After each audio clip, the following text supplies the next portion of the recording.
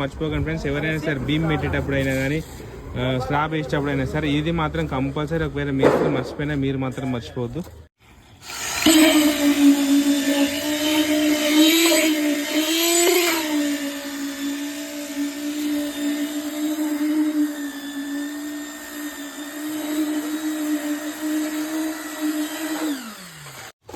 Friends, మనకు vibrator అనేది చాలా ఇంపార్టెంట్ మనకు. సో ఎందుకంటే ఆ వైబ్రేటర్ పెట్టకపోతే మనకు ఈ లోపల బబుల్స్ అనేటివి ఏర్పడి గ్యాప్లు అనేది ఏర్పడుతుంది.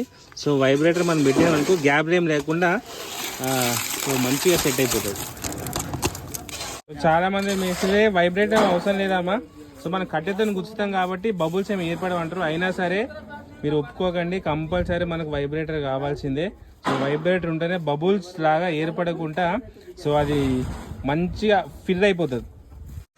సో ఇలాంటి ఇన్ఫర్మేషన్ కావాలంటే నా ఛానల్ని